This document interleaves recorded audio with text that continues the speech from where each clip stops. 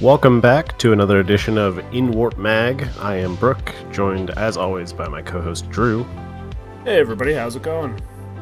And today we're going to be talking about our second game, our rematch, because we finally got a full game of 40K in, and we learned quite a bit in our second game, actual full game of 40K. The first game was learning. This time we actually got a full game in, and we had a pretty good time. But I think before we get into the game, we're going to talk about some related news that's kind of pretty relevant right now if you're listening to it, this week when this comes out. But this is hot off the press from Warhammer community. Yeah, so I got it up on the screen now. If you're watching, if you're listening, we are talking about the new Pariah Nexus mission objectives that are going to be coming out. I think June 22nd is when they're going to be released. So this is like the next year of missions that are going to be run.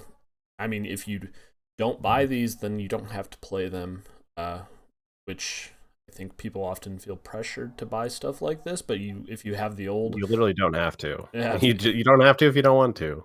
And you know what they're selling it as is more balance and getting like deployments that people like and getting rid of the ones that people don't like, and new secondaries. They're trying to make stuff like they're getting rid of the gambits and they have a secret mission now that makes it where you actually have a second hidden objective that you can go for. So when the game starts to go out of favor for you, you might have a way to swing it back to your side. So I think it sounds cool. I'm excited for it.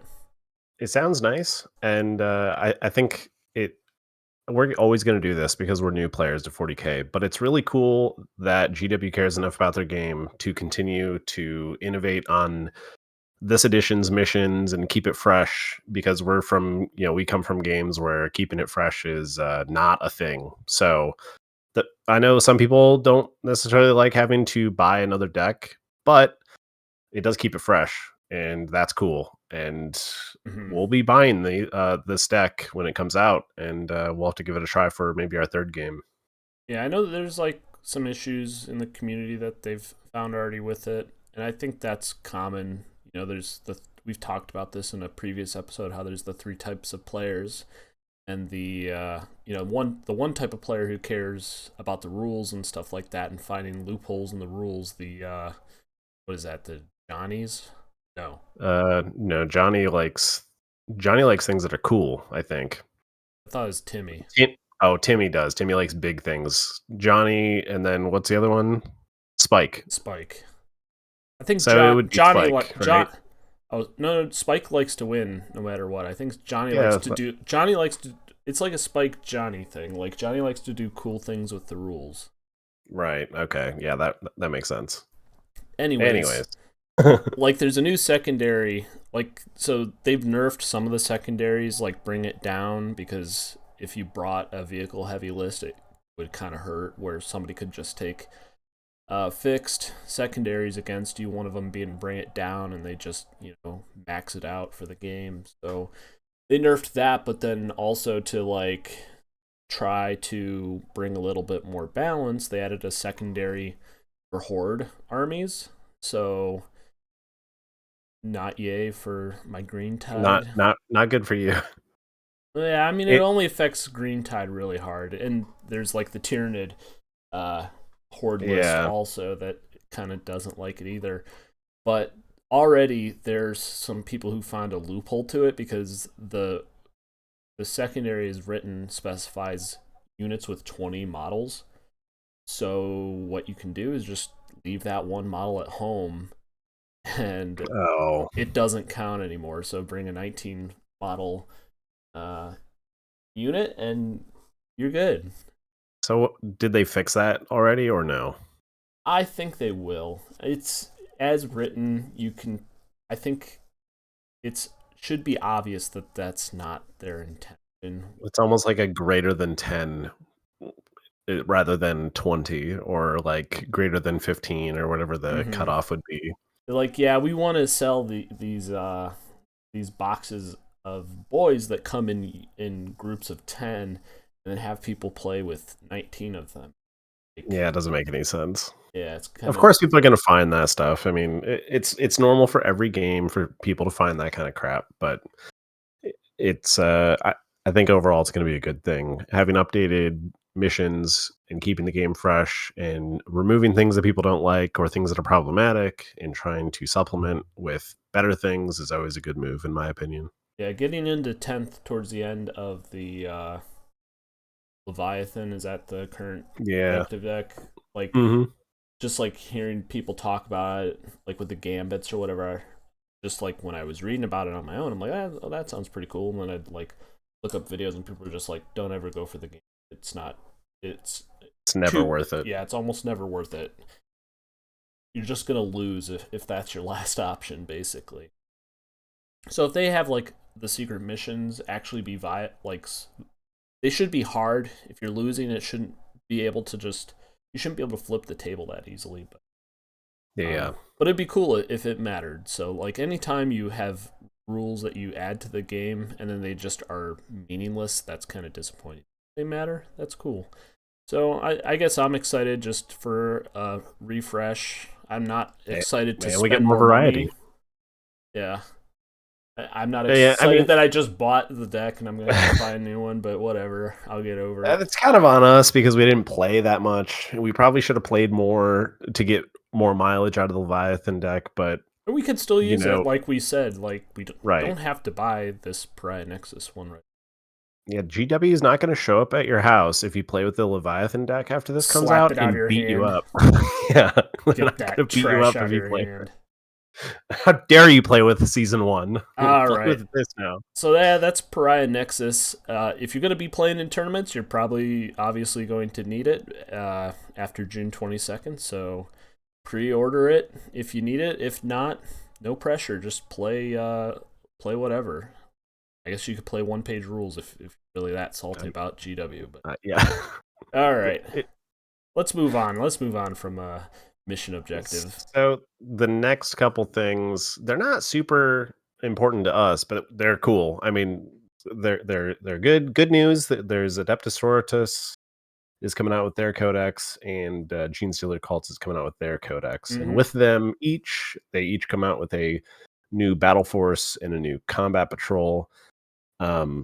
Notably, I know that people talk about the combat patrol for Gene Stealer Cults, the old one being super good value, and I don't know a ton about their army and their army makeup, but I feel like this combat patrol is kind of a loss. Like we're losing. I feel like they're losing a really good combat patrol from the previous version of it, and it seems like it's kind of being created as a battle force, which is just more expensive. And I get it; it gets another vehicle, and you trade 10 neophytes for the 10 gene stealers, I guess, and maybe switch out a couple characters, whatever. But like, yeah, I can imagine. I haven't looked up anything about how people have been reacting, but I can imagine that people are probably not too happy about this. On the Yeah. other side, the Sisters of Battle combat patrol is kind of sick. It looks cool. I don't know how people feel about that, although it doesn't come with like a tank or whatever. But the actual units look really cool. Mm-hmm. I'm gonna roll up on one of the battle forces. I'll go on to Sisters of Battle one since you're talking about it. Oh yeah. So like the Battle Force one, I hope you like painting flying things because that's all you got, and then a tank. Although their tank is like one of the coolest. It's that pipe organ that has rockets shooting out of the pipes. It's crazy. It's really cool though. Yeah, I mean, I'm not crazy about flying units in any game I've played, so those stupid They're little not clear things. they're not fun to glue your model onto that after you've painted it or while you're painting it. Yeah, I'm not a fan either. You can't use plastic glue on it either. You have to super glue it, and it snaps off so easily. That one in the middle is good because she's actually standing on a plastic model. Right. That's kind of how the Storm Boys. That's People better.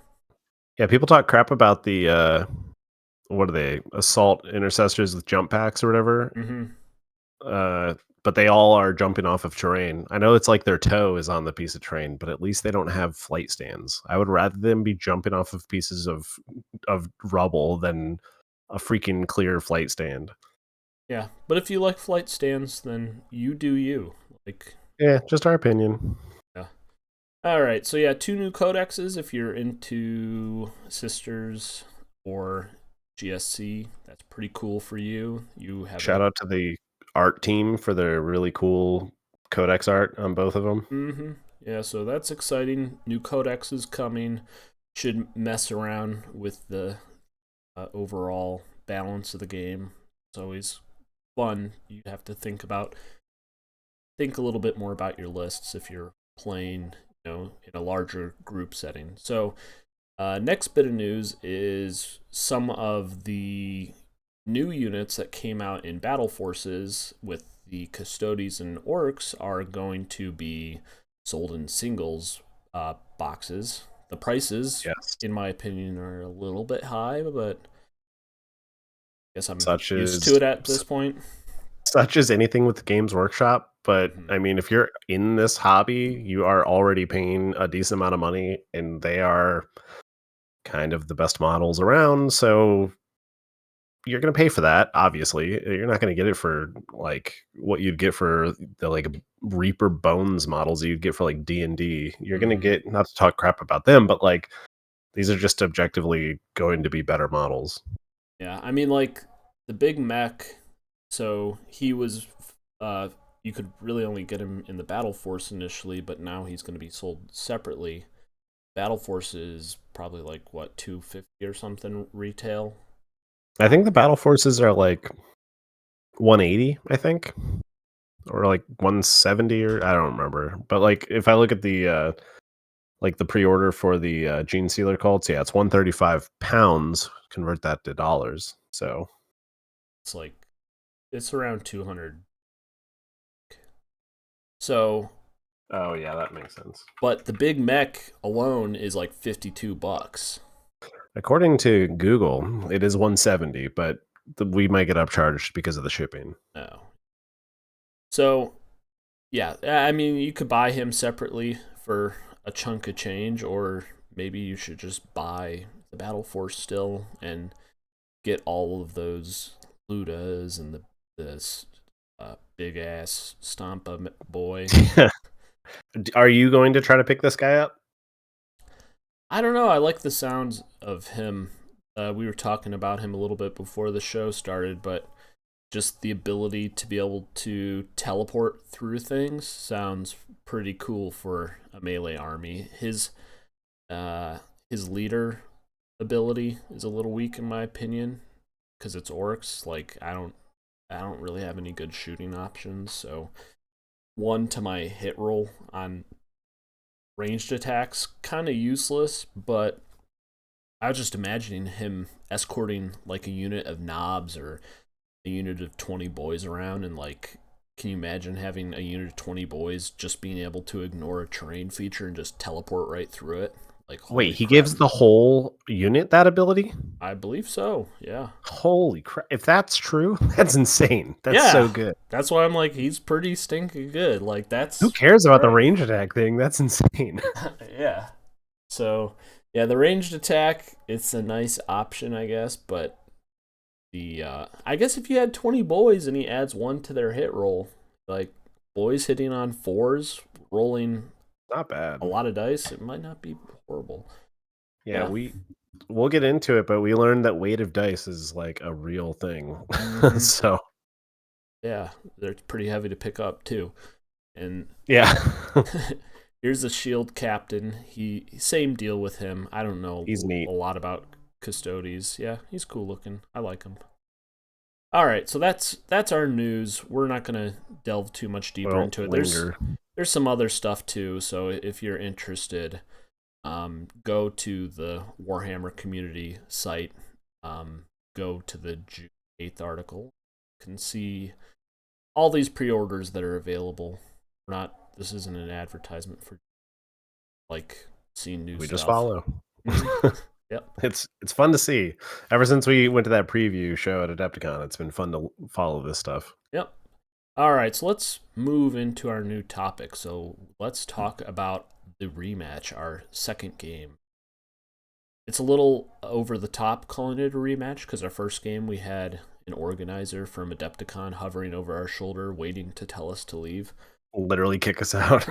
Yeah, because it was the last day and they closed at noon or whatever. But we got like 2 rounds of Yeah, we got like game. 1.5, really. I mean, it was barely a game, but we were learning. I mean, we learned through one full round, and then I Yeah, think we started our second round, and that was about where we ended.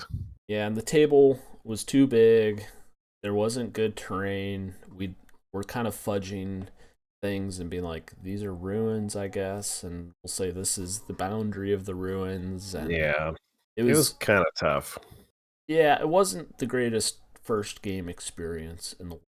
I'll have to, but going from that game to our second game On your was new table, yeah, on that we my new talked about in our table last episode.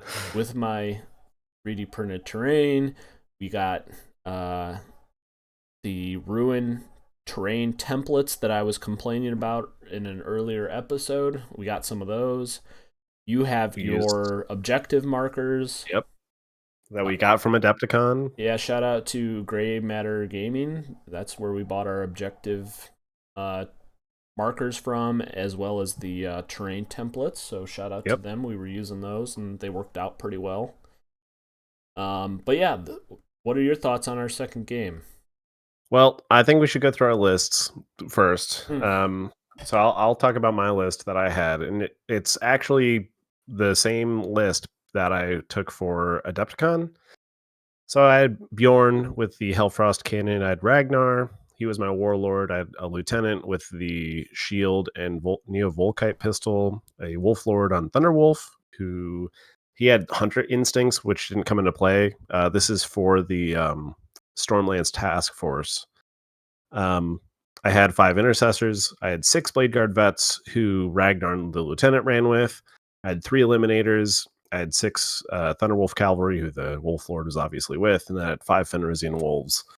What about your list? Go ahead and go through yours before we get into the actual game. Mm-hmm. I had Boss Snickrot. He was my warlord. I ran him solo. I had a beast boss with Headwappas Kill Choppas as his enhancement. He was in a unit of 10 beast Snagaboys. I had a war boss leading a unit of 10 knobs. I had a unit of 20 boys, a unit of Gretchen, a battle wagon, and it embarked on the battle wagon was the 20 boys unit, and a truck, and I had the Beast Snagaboys and Beast Boss on the truck. So, I guess to start, our mission was Scorched Earth. right, Scorched Earth, and we had the it was like the quadrants deployment where we were both in a corner, and then it was the 9-inch circle in the middle Mm-hmm. from the center objective. Um, so we basically, I don't know if you're bringing up the picture yet. Yeah, I'll bring it up. So we basically both deployed on the line going 2 different ways. Drew had Snickrot, and he infiltrated him first in deployment over to, it was my table side, the right corner, behind some terrain behind that where he could just get that objective. And then I had my eliminators infiltrate onto his table side, his corner. And it's worth noting my eliminators have the las fusel, so they're pretty good against vehicles. So we both kind of claimed those ones at the start so that we would, be able to score our primaries quickly. And then we basically put everything on the line. Like, I had my Thunderwolf cavalry, who are really fast, I had them basically lined up to run for Snickrot in the corner. And then I had Bjorn on the other side to try to defend the Eliminators. And then I had the Blade Guard vets and Ragnar and the Lieutenant. They were in the middle. They're going to rush the middle. And then I had my Fenrisian Wolves kind of by my Thunderwolf cavalry and kind of by the Blade Guard vets, depending on which way they needed to go. And then I had my intercessors in my back line holding my home objective, and they kind of spaced out and tried to make sure that Drew couldn't redeploy Snake Rot into my corner and try to take my home objective. Yeah, so I tried to be aggressive and be as close to the line as I could. Like Brooke said, infiltrated Snake Rot just to be on an objective and capture it and put some pressure on possibly getting 10 primary points round 2. But then, and maybe this was a mistake, I don't know. I put my battle wagon at the kind of the long edge of my quadrant as a threat to rush your My eliminators. Yeah, your eliminator squad, just to put pressure on that objective. One of the issues for me in deployment is I got defender, and so I forced you to go first. Yeah, and I really wanted to put my beast snagaboys in the truck, basically as close as I could, basically mirror Bjorn. Bjorn. Yes, and I wanted to rush them at Bjorn and just try to take them out with the beast snagaboy. So that's kind of why I had them as a counter to the vehicle. It was your vehicle list, so yep. And he was a huge issue last game for you. So it was like, yeah, I basically just punched Mazrag off the board. Yeah, he was kind of insane last game. So obviously trying to take care of Bjorn or any other vehicle is worth doing. Yeah, so the image you're looking at really is basically the end of round 1. Yeah, towards the end of round 1, maybe. So go ahead. I guess like notably, I went first. And I did not want to go first. I wanted to force Drew to move out with his orcs because I did not want to get charged. So what I ended up having to do is I moved my Fenrisian wolves. I forgot. I don't think I said them, but I've had 5 Fenrisian wolves. I think I did. Yeah. Anyways, I moved them to the middle to try to screen for the Blade Guard vets because I did not want them to get charged by the knobs because the knobs were insane in the last game that we played. They kind of rinsed my Thunderwolf cavalry. So I ended up moving my Fenrisian wolves as the screen between the Blade Guard vets and the knobs and the Blade Guard vets and the truck, so that if the truck decided to go and charge my Blade Guard vets, they would have to go through the wolves first, or try to, he'd have to try to shoot them and in the shooting phase, or try to whittle them down before he even had a chance to charge my Blade Guard vets. Mm-hmm. Which was crucial. It actually was probably the game. It was probably the game because it made it so that I was not able to be charged easily, and it made it so that my Blade Guard vets survived the middle kind of easily. And Ragnar was kind of crazy. He's really good. His weapon is insane. I think it's called like Frostfang, but he's got like this special chainsword that is just crazy good. Mm-hmm. But like it forced Drew to not be able to do much damage to my Blade Guard vets. I don't think he did any damage to the Blade Guard vets and tried to take out the wolves. And then my Blade Guard vets were able to just kind of clean up. My Blade Guard vets attacked his knobs first.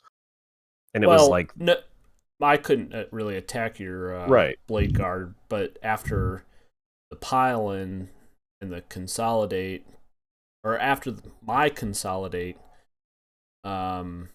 you were close enough to me that when you went to fight with them, you could pile in and basically fight with your entire unit. The Blade Guard, and basically Ragnar in one swing took out like 7 knobs. Yeah. I think I was down to my war boss at the end of round 1.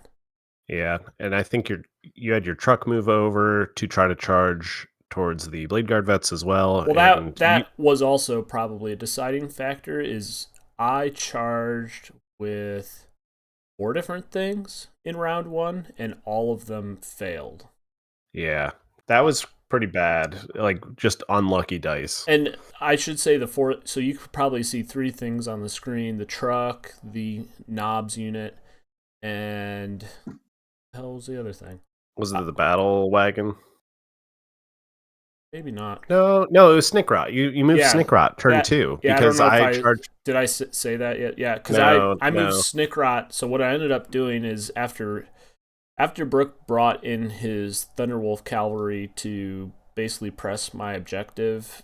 Right, I was charging them across to try to go after Snickrot because I knew that if I just got in a melee with him, I could probably kill Snickrot immediately, capture that objective, Mhm. and then move back and maybe contest the middle. But I was Yeah, going for Snickrot pretty hard. so I just moved Snickrot to the opposite corner of the table to go after your what are they, eliminators or Eliminators. whatever. Hmm. Because I figured Snickrot could basically take those guys on solo. But yeah, I failed every single charge attempt except the knobs. So, and they weren't bad charge attempts either. They were like, I think the truck needed an 8. Yeah, I think the knobs had an 8. I think Snickrot had a 9. Mm-hmm. Yeah, Snickrot had the most difficult. I wasn't too upset with that, but my truck not making it, it would have been. I think it would have been crucial to get the truck in because then I could have probably. I probably could have almost eliminated that unit with, like, I could have tank shocked it, whatever, which would have been kind of maybe a waste of Well, command point. I think you would have had to tank shock the wolves, but then you would have gotten melee off on my blade guard vets. Like you would have Yeah, gotten fight first there. that was always part of my issue is I never got the fight first off on the blade guard in Ragnar, and something that being new to the game that we were like so confused on was going through the fight phase and like the fights Right. first and like what is the sequencing, and like we're reading the sequencing and it's just like, and this is probably just new player issues, and this is something that they should have a little more clear in the rules. But like we didn't realize that when you charge, you gain fights first, and that is so Right. so crucial to know because when you're reading the rules, you're like, so I charge your unit and you get to attack me first? That makes no Yeah. sense. We were hung up on that for a little bit because it didn't make any sense. And from watching people play 40K, it didn't make any sense because we're like, wait, they always attack first, but Mm-hmm. this is saying something completely different. It took us a while. And that's one of the things that we like. I had my core rulebook there to reference.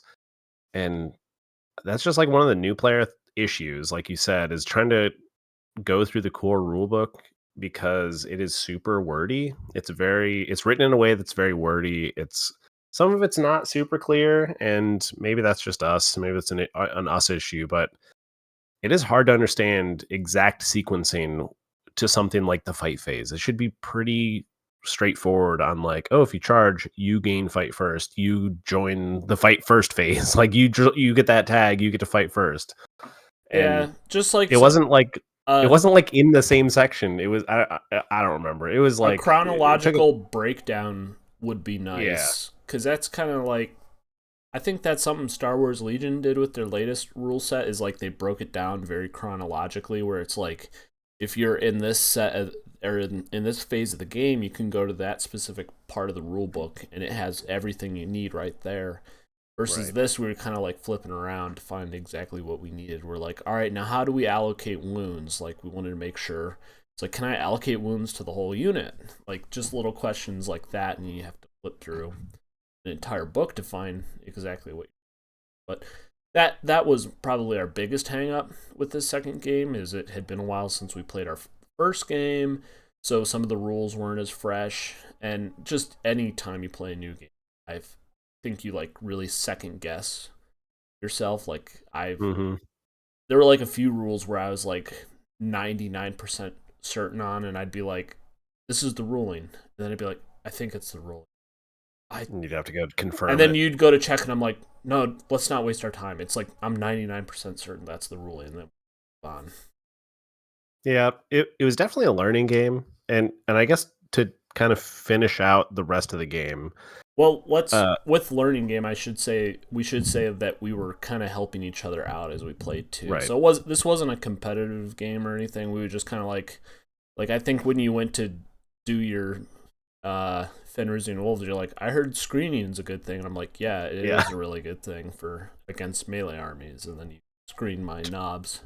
Yeah, it turns out screening is really good. And I was like, I've heard it's really good. I have no idea because I've never played, with a screening unit before. And it turned out to be literally probably the play of the game. Mm-hmm. Yeah, it makes me think about taking a second unit or buying a second unit of Gretchen just to use for screening. It might not be a bad idea. I was going to ask you if maybe that was something that you should do. Have like Gretchen leading in front of like knobs or something that, you don't want your knobs to get charged or, shot at or whatever. Like you put Gretchen in front of them and you basically force me to shoot your Gretchen before I can get in on the knobs or whatever, Yeah. What were you gonna say though after that? Yeah. So basically, turn one was I moved out, Drew moved in. Drew moved the knobs in to charge my wolves / blade guard, and the truck kind of was hung out because it didn't make the charge. Synkrot went over to the other side. And then I got my turn after having my fight with the knobs. Round 2, I also declared the WA. Oh right, yeah. Crucially, you declared the WOG. Mm-hmm. So then I go and I basically, with my blade guard vets, I finished off the knobs in the war boss, which was basically down, like you said. I think it was basically down to war boss plus a knob, and then I charged because Snickrot wasn't on the objective anymore. I decided to charge with my Thunderwolf cavalry into the truck to try to kill the truck before I could do anything. Bjorn had already shot it once for 5 damage. And then I moved Bjorn up to try to charge the battle wagon, which was crucial to him later dying. So I basically had, by the end of turn 2, I had control of the center. I had killed Drew's truck with the Thunderwolf cavalry. And then all of his Beast Snagaboys and the Beast boss were out in melee with my Thunderwolf cavalry. And then Bjorn was out in the open, hanging out about 8 inches away from the battle wagon. You want me to pick it up from here for my turn? And then I think I had cleanse, so I had my eliminators just do cleanse on their objectives. Mm-hmm. They didn't even get a shot off on Snickrot. I just wanted them to score that objective. So then it went to Drew's turn. Yeah, so I pulled 2 secondaries. I couldn't tell you what they are off the top of my head, but the one was basically to eliminate a unit. I was kind of down at this point. I was like, because I really liked my knobs unit, my war boss. I was like, I lost my war boss. They're my scalpel, but I just point them at something I want to take off the board and I can eliminate it. So and it's worth noting that we come from Star Wars Legion, and if you were to lose, say, Darth Vader in your list, it's basically the end of the game because you don't have your key unit. Mm-hmm. And in 40K, Drew felt like he lost his Darth Vader of his list with losing the knobs and the war boss. So it felt like it was game after 1.5 turns. So which I was like, we didn't know any better. And last time when we were at Adepticon, I didn't even get time to do my WA turn. So this time I was like, let's just go through the WA turn and see how it goes. And I had like no faith in my army, and they just started wrecking stuff, which honestly, like, whenever we watch 40K games online, they feel very swingy, where it's like one team wrecks and then you're like, oh, they're so screwed, and then they do their turn and they start to wreck and you're like, oh my gosh, I think they're gonna win. And it kind of had that feel to it because my Beast boss and my Beast Snagaboys, they were already in melee. I made the charge with Snickrot. Snickrot moved closer to the eliminators. I think actually notably your Beast boss and your Beast Snagaboys were like at 2 inches, so they got basically a free charge. No, they didn't. Otherwise, they're already in combat because. Well, I thought I got the fight. Well, what happened? It was when you destroyed the truck. They couldn't they couldn't come out of the truck fully in such a way that they weren't in engagement, right? Or And something like that. I had my consolidate. I had moved up. Oh yeah, I moved that's up what it into melee. was. That's what it was. Yeah. We could have done that wrong. Who knows? Too, but that's how we played it. Brooke consolidated into my. Brooke had to consolidate to the nearest unit, which was Pretty sure that was right. Yeah, Pretty it sure. sounds right to me. So, but you consolidated up, and we were already engaged at that point. But yeah, then the battle wagon charged into Bjorn. This was after my unit of 20 boys disembarked. They made their charge into Bjorn also. So Bjorn just had a battle wagon smashing into him along with being surrounded by a mosh pit of boys. Snickrot made his charge into the Eliminators, which was almost an auto charge. And basically, everyone, I think, did really well. I took the Thunderwolf Cavalry down to basically your captain, right? I had a leader and 2 wolves left, and one of the wolves was on 2 wounds. And I didn't have a full unit of Beast Snagga Boys at that point, too, and they wrecked pretty hard. Yeah. The battle wagon, I used tank shock on the charge into Bjorn, so that ended up taking away 2 wounds, I think. Yeah, 2 wounds. And notably, I don't have Bjorn only has 8 wounds, but he does take half damage if it's like a dice does, or one attack does 2 damage. It would have it, and he would take 1 damage. So he's very tanky, but he only has 8 wounds. Yeah, and then I'll do Snickrot next. So Snickrot made his charge, and he just wrecked the Eliminators. Just one attack wiped the squad on the objective. And so one of the secondaries, I don't know if I explained it fully earlier, but one of the secondaries was to eliminate a unit on an objective. And there's no way in hell I'm doing that this turn, because I was already down after losing my knobs. So I got that secondary objective, which was like 5 points. And then one of my other secondaries was to, I think, basically just eliminate a unit or something. So I think you did. Yeah, so I basically did pretty well on secondaries that turn. I think I got like 10 points that turn secondary. But yeah, not to spoil anything. But then my boys. So my boys on Bjorn with 6 wounds left. I had basically a. I guess Bjorn, notably it was 6 wounds left after the melee attack from the battle wagon as well, because you had some the battle wagon whiffed. Yeah, and he saved super well. He had multiple hits that went through. He saved most of them. Then he had some feel no pains, and I kept rolling 6s, and it was crazy. He kept just shrugging off damage. So then the boys go, and it was just crazy, the volume of dice that I was throwing with the boys. I think it ended up being around like 55 dice we counted. Because when you charged me with the boys, I overwatched with Bjorn because I had the Hellfrost Cannon plus a Flamer, which are auto-hitting. So I was like, I can take out some boys and maybe he survives this. And I think I only took out 3. I think I rolled fairly poorly on those attacks. I think I saved some too. So they made it in, and they rolling 55 dice or whatever, and like it was dumb. One thing I should specify is I was running Warhorde, so I had sustained hits 1 with my melee weapons, and that actually came in huge this turn as well. I had a lot of 6s where, I rolled quite a few misses, but then I'm like, all right, I got all these sustained hits. Yeah, I gained back the dice that were misses. Yeah, it was crazy. WoG is insane. It's so crazy.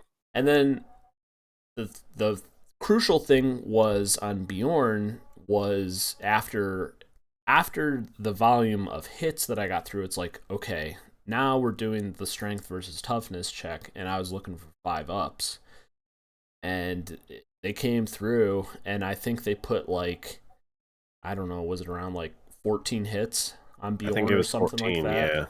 Yeah. And it was just too much for Bjorn, and even I think he literally took 6 damage, so I think it was a perfect amount.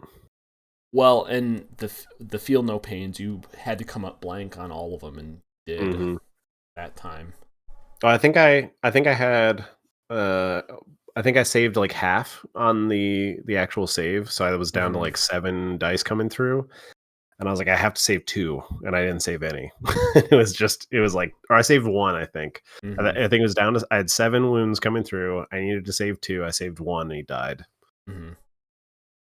Yeah, so that felt good because he was like the boogeyman of the first game for me, and I was like, yeah, I took Bjorn out. Like if we were playing a crusade, I think that would be pretty good. You took out an epic character from the other team. So even though like the result of the game is like we didn't finish the whole thing because it was like 2:30 in the morning and we were both exhausted.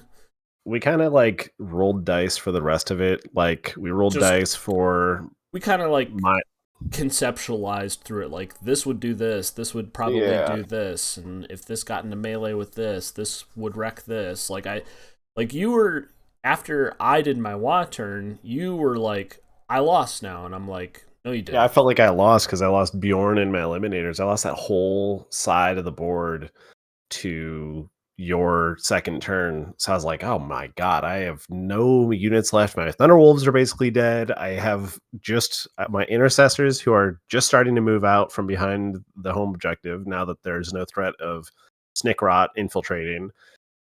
My Blade Guard vets are at full strength, but they are only 1 unit and they still have to hold the center. And then there was no way I could even try to push for the corner objective, at least in my mind, because you had Snickrot, a battle wagon, and 20 boys hanging out in that corner. Yeah, but yeah, we kind of rolled. We kind of conceptualized what I would do in my turn, and we realized that if my Blade Guard vets were to move and charge the boys, they would take them down to like 1 boy, which was crazy. Like. That charge was just insane. I think we rolled out the Thunderwolf Cavalry against the remaining Beast Boys or Beast Nega Boys and the Beast Boss, and it was basically down to leader versus leader there. And then my intercessors moved up to try to take out Snickrot because they could move, advance, and shoot because they have the assault keyword.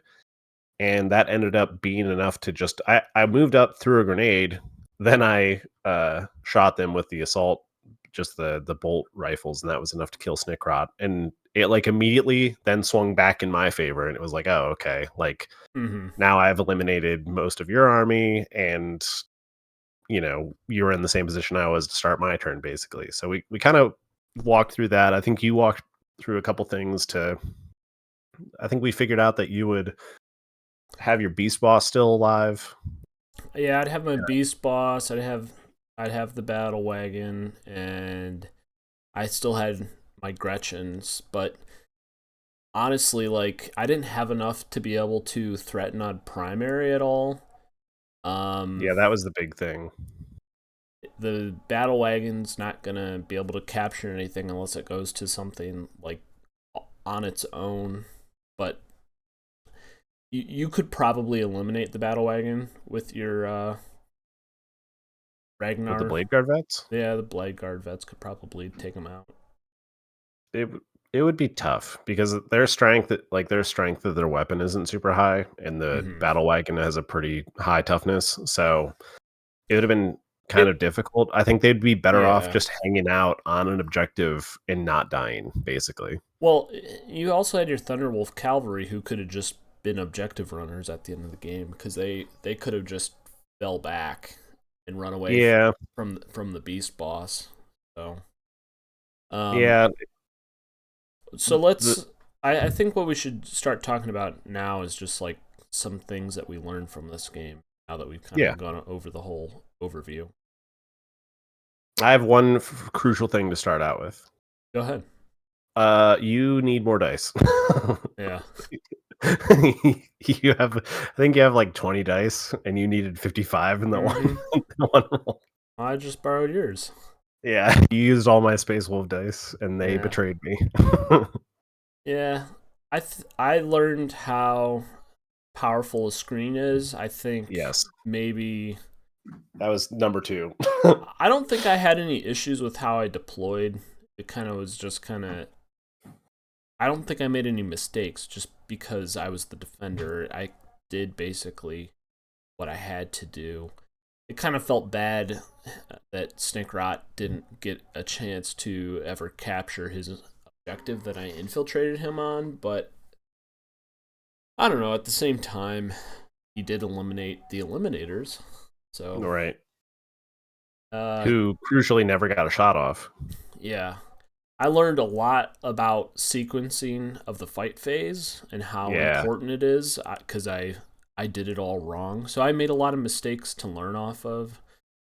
And critically too, to that point, we redid the battle in the middle, I think like 3 different times because we were learning. One, we were learning.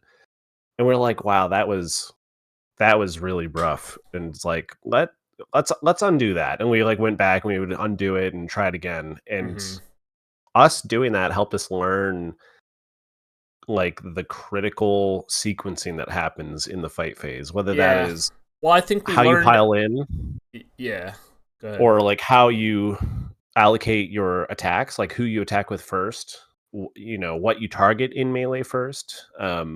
If you are in this, like if you are not in the fight first, you know, you have to decide who you attack with before your opponent gets to attack you back.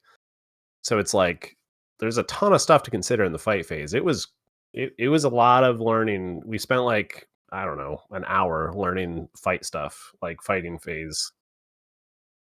Yeah, I think what I really took away from it is probably not to charge into the screen because you kind of are just at the mercy of your opponent at that point, because even if they're like in this case, when I charged your Fenrisian wolves, I was basically in engagement range of your Blade Guard vets, so they could fight me.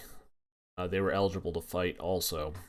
So that sucked for me, but the other thing is like you could use whatever that one stratagem is you would have been within 6 inches of me to heroic intervention. Yeah, you could have used heroic intervention to also get into the fight if you wanted to. So it's almost like if you run into this situation, I probably would have been better off to not declare them for the charge and just wait until I was ready to charge everything else.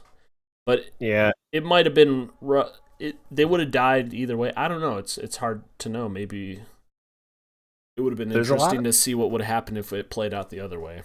There's a lot of like spacing that happens in trying to figure out a way to avoid getting charged and getting off your charge before your opponent does. And that's kind of where we found ourselves, where I was in the middle and you had to try to space it such that you could get charges off and do damage without me getting a huge swing back. And me having my screen there eliminated your ability to charge the unit you actually wanted to attack. And in orc shooting, you weren't able to remove enough wolves to be able to do that. And I mean, it was just like a critical moment in the battle was just how the screen was able to space you out enough so that my Blade Guard vets could kind of have free reign on attacking your knob unit. And it really was, if you reverse the outcome of that, if your knobs kill my Blade Guard vets, then you easily win that game. Well, we during the game we were both talking. And we're like, man, it just seems not balanced in a 1,000 point game. That was like one thing we were worried about, is that for me running a horde army, that I couldn't really do it right with 1,000 points. But after the game, we were thinking about it a little bit more. I think with 1,000 point game, you don't really have time to make mistakes. I'm sure it's the same with 1,000 point games. You probably can't make too many mistakes, but like you can't really make any mistakes in 1,000 points, so it's a little bit punishing. There's just no redundancy. Like you can't have multiple units going for a side objective if you're also trying to go for like a middle objective that, you know, both of you and your opponent are trying to contest. Like it's hard to split your army up because you have so few of units.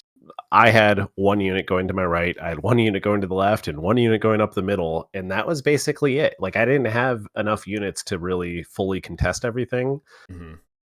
And I think the same could be said for you. Yeah, And but anyways, with being worried about balance though, like I was worried. Like I was like, there's no way that Ragnar unit. Like I couldn't compete with that Ragnar unit on the board. But then when we thought about it afterwards, like I ran some stuff through the dice roller, and it's like if I got a fights first off, full strength on your Blade Guard with Ragnar, I would have wiped out. Like I could have wiped out the unit except for Ragnar, which yeah, Ragnar would have been left. Which at that point, I think it's gonna be luck of the dice to see who wins that, because I'd have my beast boss nearby who'd be able to threaten, and like if everything else went the same way for the most part, you might have your Fenrisian wolves still, a little bit of your Thunderwolf cavalry, no Bjorn. Like I might have been able to win that game, but because of the Fenrisian wolf screen, that's what won the game for you. Yeah, it was like just a trial strategy, and it really was the thing that won the game. And in like, again, like reversing the roles, where if your knobs got to attack full strength on my Blade Guard vets, and I would have been left with Ragnar. While Ragnar probably could have like crippled your knobs and done a lot of damage to them, he probably dies in the next turn. And then you have control of the middle, and then I have to try to figure out whether Bjorn is going to do what he did, which was probably a bad call by me to try to rush him out. Because what I tried to do is I was a little greedy. I tried to move, shoot, and then charge. I should have just moved, advanced, charged, because his claw was so good in melee the first game that we played. I should have just tried to get him in melee instead of trying to be greedy and get a shoot and then charge, because I was at 8 inches and he failed it twice. I think I re-rolled it. Yeah. I think another thing also, for me, I want to keep playing new lists. I think you also talked about wanting to try a new list. I think like I want to keep it fresh and try new stuff out, because for me, playing a new list, it felt like a complete 180 from my previous game, where I was like, I feel competitive in this game, and I felt pretty good about my list too, and like some of the list changes to go with more of a horde style army, less of a less hero hammer. Yeah, less hero hammer. So I liked my changes. I'll probably be changing whatever we run when we. Yeah, I've been working on a unit of incursors and a unit of infiltrators, and I'd like to find a way to include one of those. And then I want to also see about including whether it's a different dreadnought or like another vehicle. I want to try some other vehicle options besides just having Bjorn. I'd like to try some other stuff. I think that this will also help us go into like a 1250 game or a 1500 game. Like we can upgrade to those, and maybe we'll feel better about having some redundancy in how many units are going for different objectives and all that. Yeah, that's something I would like to do. So let's move on to the last thing we want to talk about.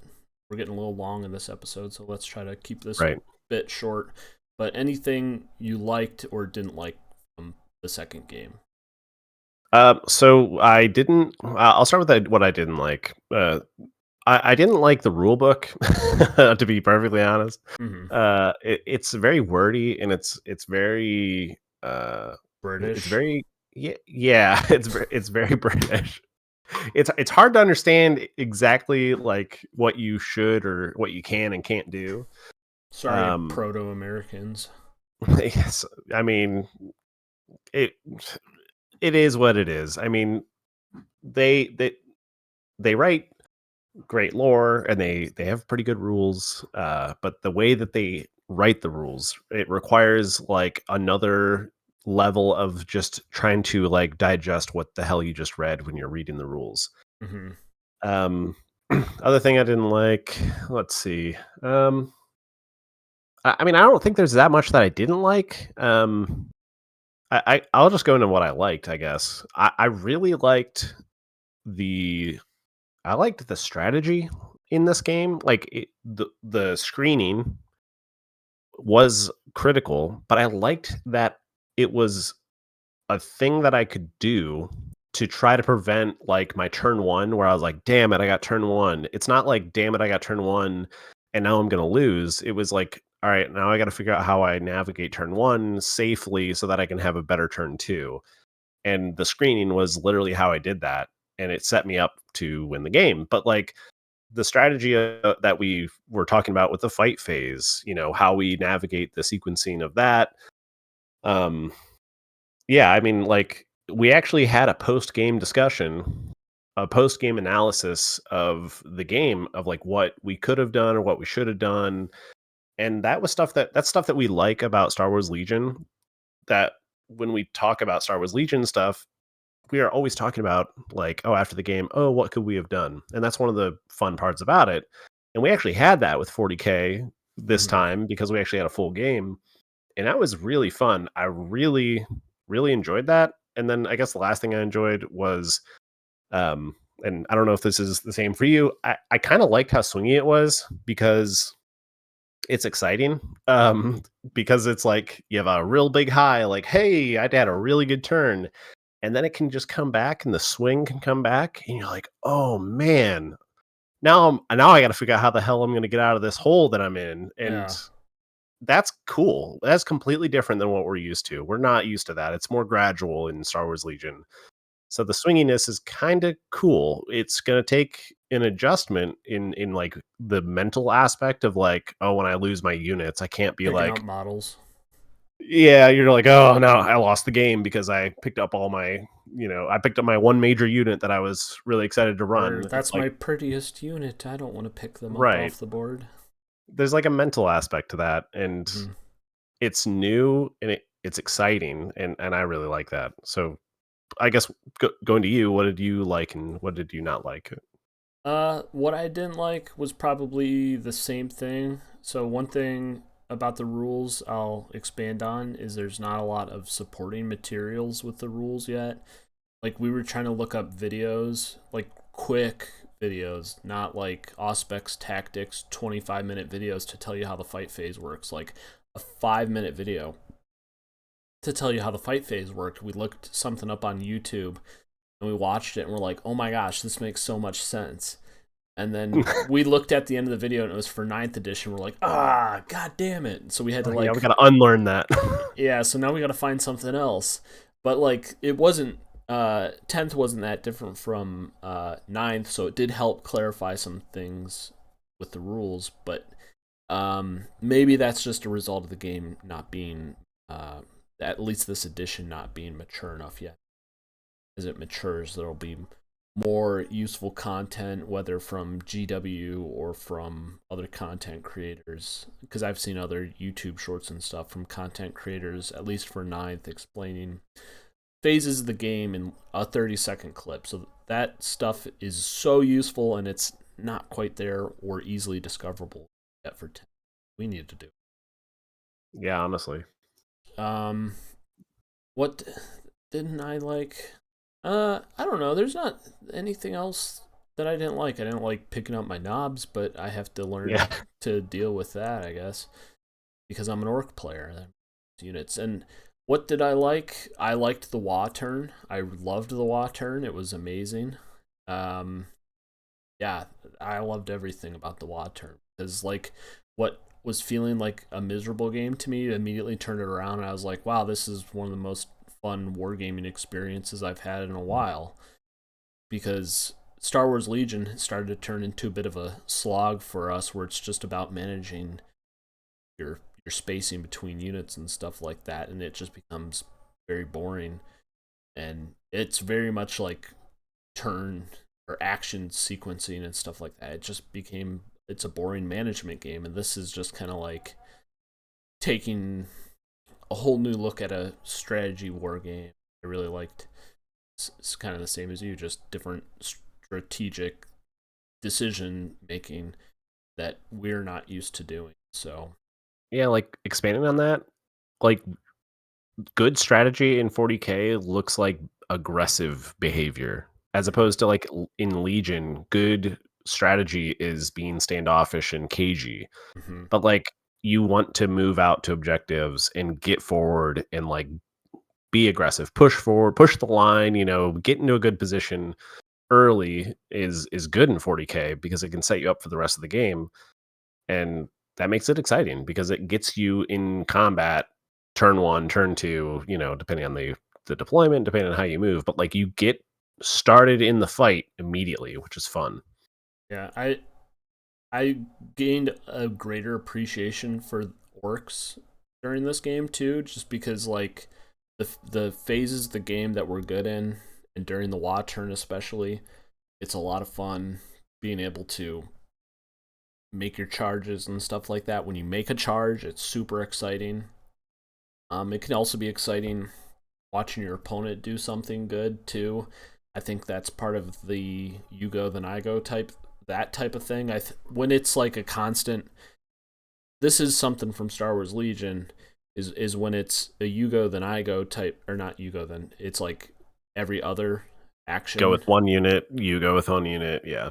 You're always turned on, as in like I'm always in aggressive mode, like, oh, I hope he doesn't do that. I hope he doesn't do that. It's going to screw up my strategy. You're like always, like when they do something and they screw up like what you've been thinking about, you're just like, oh, like it just makes you so mad. But then like when it's a you go with your turn and then I go with my turn type thing, like yes, you are on the sidelines sort of during that time, but at the same time, like because you're on the sidelines, you're also kind of like when they do something good, you're like, oh, nice, cool move. And there's so much and there's so much stuff that can happen in a single turn that like when you go with your stuff on your turn and then you step back and you're on the sidelines, there's so much variable on like what your opponent's going to do that like if they do something that's cool and you didn't foresee it, you're like, dang, that was a good move. As opposed to like Star Wars Legion, where you make a move with one unit and they make a move with one unit. Only one unit worth of information is now new on the battlefield. And if you make a mistake, it feels worse because you're like, oh, I'm an idiot. Like, how did I see that? It was there the whole time. I had all this time to figure out that was right there in front of me. Like, I don't know. It feels worse when you make a mistake in Star Wars Legion because the information is constantly fed to you and you constantly get to react to it, as opposed to 40K. You do your thing and then you have a long time to wait and watch what happens to you. And and you're like, oh man, I didn't foresee that thing.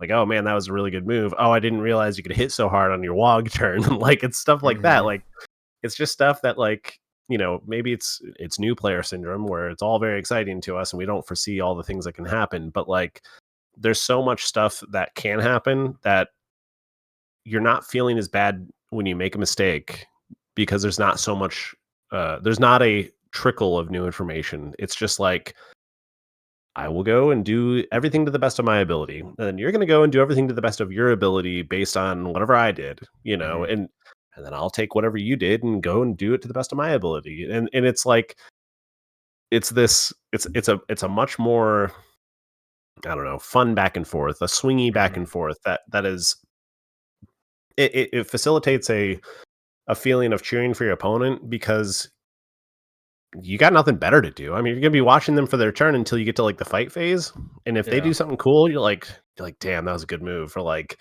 why do you want to sulk for like 15-20 minutes while they're doing their turn when you just be like enjoying yourself? Yeah, like when you were in turn one and you were trying to make your charges and you weren't able to get like most of your charges, I was like, damn. I'm like, I actually really wanted you to get this charge. I wanted you to get your truck in because I know that you want to get your truck in. I thought it would be fun to have this mosh pit in the middle, but like there's just I don't know. There's like a camaraderie that happens in 40K that you don't get so much in Star Wars Legion because you are so standoffish because you're constantly strategizing for the next turn. Yeah, and the like play on thing where they're always like the dice tell stories or whatever. Like the truck not making its charge was pretty crucial because if the truck made it all the way in, you would have had a more crucial decision to make with your Thunderwolf cavalry because you'd be like, the truck is pretty far away from me now that it's moved like 9 inches that direction. Mm-hmm. Do I go for the truck because I'll probably have to advance and charge for the And they truck? probably could have made it, but like Would they have been I would better? be way out of position. Yeah, or would they be better suited to just sit on the objective and be like, Right. let him have the center. I'll score the bet the other 2 corners. Those are mine now. So it's just that's kind of cool that how the dice kind of dictate, like whether you like it or not, they will dictate the strategy of the game. It's kind of cool. Dice will tell stories. Mm-hmm. The one thing that I wanted to add, one thing that I liked, and you kind of hit on it for your list, but I really like the Space Wolves epic characters because they almost have a personality on the board through whatever weapon that they're wielding. Like Ragnar was a beast in the middle, and now he's got this like persona in my head of being just a beast, and that's cool because he should be like a, he's called an epic character for a reason. Like that was cool to actually like, now I know that Ragnar is actually kind of just a sweet like character in the game, as well as I assume he's probably pretty cool in the lore, but like the epic characters, which it's fitting for Space Wolves because they sing the stories, they chronicle the stories of their epic heroes, in their chapter. It's fitting for the Space Wolves to have some of the best epic heroes or epic characters or whatever. And that was cool because playing with Bjorn and Ragnar, they're both really good. And yeah, I kind of liked that because it did come out on the tabletop where like kind of the lore was like literally being played out where Ragnar and Bjorn are making stories on the table. It's cool.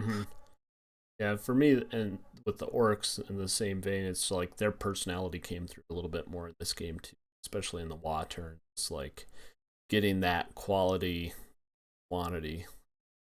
Really enjoyed that. All right, so this went way longer than we expected to, so we should try to wrap it up. You want to wrap it up for us, Brooke? Yeah, well, we thank you guys for listening to this edition of Inwarp Mag. If you would like to make a comment on anything that you heard here, whether we did something wrong, or if you think that you could help us in some strategy, or anything you would like, suggestions for our third game. Or yeah, absolutely. If you have any ideas for a third game, whether it's list ideas or whatnot, please comment them down below. Please, interact with us if you'd like to see anything in particular. If you have any episode ideas that you would like to hear us talk about as new players, then please comment those down below as well. Leave a like, share it with somebody. Subscribe. We'd love to hear from you. Yeah. Follow our community page, and we'll try to keep you guys updated on there as much as possible. Yep, it's been good having you guys back, and we hope you enjoyed our recap of our second game, our rematch game. It was a lot of fun, and I'm really looking forward to our third, and looking forward to talking to you guys again.